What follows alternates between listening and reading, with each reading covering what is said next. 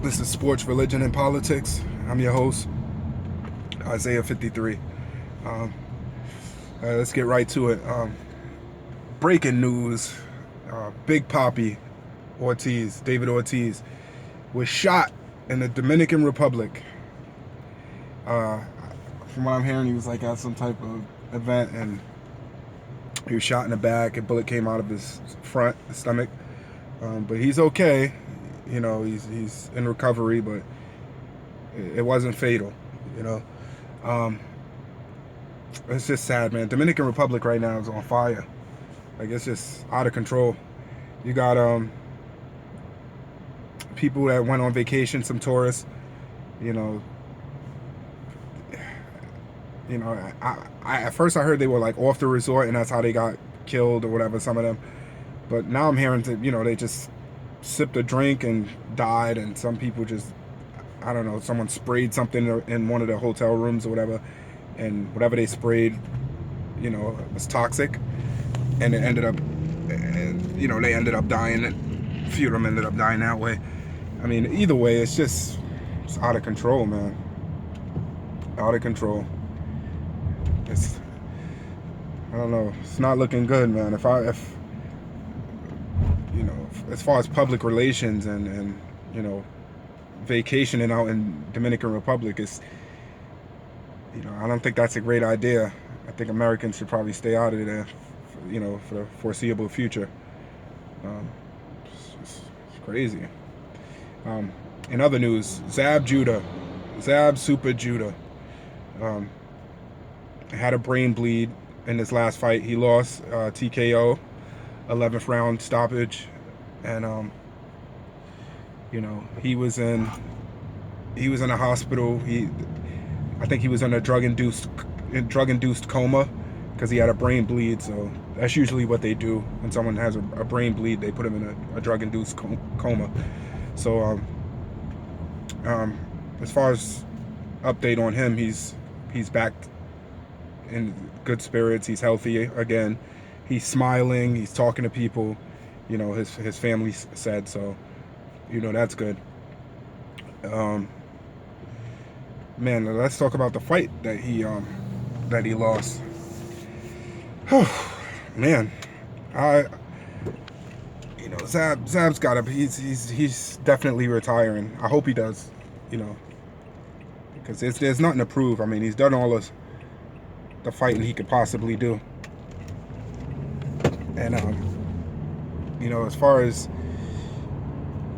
you know, what else can you possibly achieve? I mean, besides injury. So if I was Zab, I would just call it quits. I hope he does stay. If he is gonna retire, I hope he stays retired. Because yeah, you don't want to play with your health, man. It's not a good thing.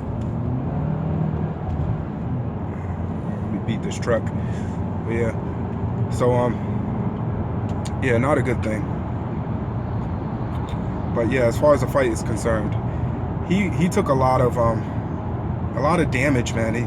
His ability to slip, slide, dip, dodge, you know, he was using all his savvy, ring generalship, his movements and stuff. But I just didn't like the way he fought that guy. I mean, the guy was a pressure fighter, stayed in his face the whole night, and I felt like Zab was too busy trying to like conserve his energy, and you can't really, that one shot at a time running around the ring, you're gonna burn yourself out, man. Sometimes you got to stand and fight these guys, and I felt like Zab, by the time he tried to fight him, he had no energy left. The first round, second round, third round, I felt like Zab should have really let him know, hey, this is Zab Super Judah from 1997, 98. You know, he should have came out there, you know, firing, and he should have gained his respect early. Give the guy something to think about, you know. I felt like the feel out process took too long, and once that guy got going, it was like a steamrolling momentum that he just kept on him, body shot, head, body, head, body, head, and just kept all day. Even when Zab would tie him up, he would just keep digging uppercuts to the midsection and hooks. So I felt like Zab just, you know, he couldn't keep this guy off him, and that's a bad sign. For any boxer, and Zab's always had problems with pressure fighters. He couldn't keep guys off him. He'd land one big shot to hurt the guy and try to finish him. If he didn't finish the guy, Zab lost the fight. You know, but you can't fight those type of guys like that. You have to, your jab has to be a power jab. You know, and you have to gain your respect. Make them think on their way in. You know, and Zab's got power. You know, he's got a good jab. He's got good hooks. He's got good uppercuts. I just feel like he never let his hands go, and that's the story of Zab's career. Like, he always gets in his own head, you know, and he gets gun shy, and it's like the pressure mounts, he throws less punches, and it seems like he's just too worried about what the other guy's doing. He's always waiting, and when you wait too much, you're giving away rounds. You know, the younger Zab, man, I love that style of Zab. Zab, when he was younger, he was trying to murder you. Like when he got in the first 3-4 rounds, he was Mike Tyson, trying to kill you. You know, I feel like ever since he got knocked out doing that against Costa Azul, he's been a little more hesitant, and his whole career is, you know, that Costa Azul knockout kind of like, I feel like it ruined him, kind of mentally. He never really quite was the same, you know. I'm hoping Anthony Joshua doesn't, you know, have the same fate and ends up a shell of himself and starts losing big fights.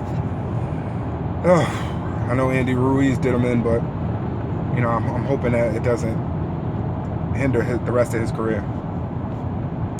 So yeah, man. Let me know what you guys think as far as Oh, and one more thing I want to touch on.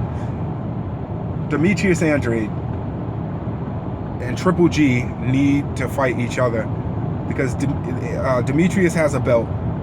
Triple G wants to get a fight with Canelo again.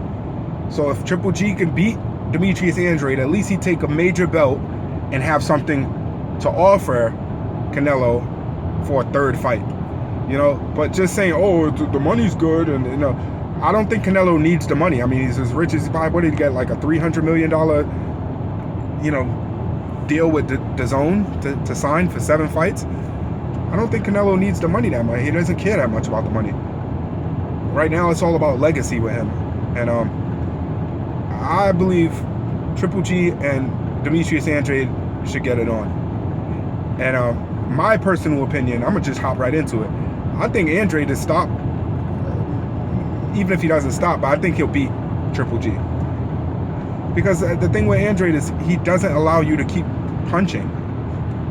It's like you can't just keep punching at him. Every fight I've watched Andrade, a guy that's aggressive gets smacked around. It's like he forces you to think twice before you throw a punch. And I feel like Genady can't beat a guy like that. I just don't see Genady beating a guy like that. Genady's usually dictating the action.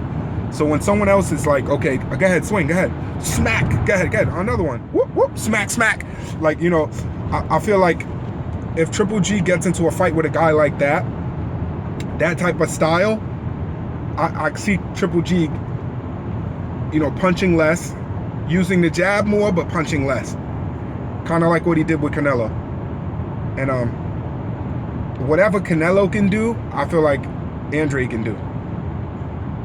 Andrade is a dog, man. He can hit you front, back, side to side. Like he's got a mean streak in him. Like he goofs around a lot outside of the ring and press conference and post fight, and you know he's a clown kind of. But when he's in that ring, it's not the same guy.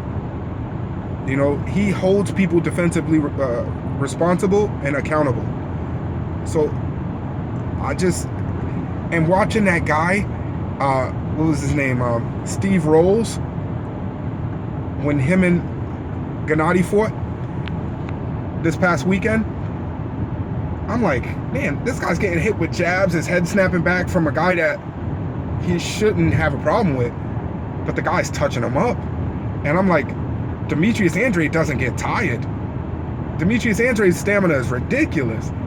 He never gets tired. I've never seen Demetrius Andrade tired. And you're gonna go up against him. So whatever that guy was doing, Steve Rose, picture that guy, Steve Rose, if he didn't get tired and could keep doing that to Genady. That's pretty much Demetrius Andrade. But Demetrius Andrade is a lot better than Steve Rose. My whole point is, I am picking Demetrius Andrade to win the fight against Triple G. You could call me crazy. Let me know what you think. But I can see him losing to that guy. You know? So give me your take. Let me know what you think. If you agree, okay. If you don't, that's fine. Again, sports, religion, and politics. And I'm your host, Isaiah 53. Take care. Have a blessed day. Peace.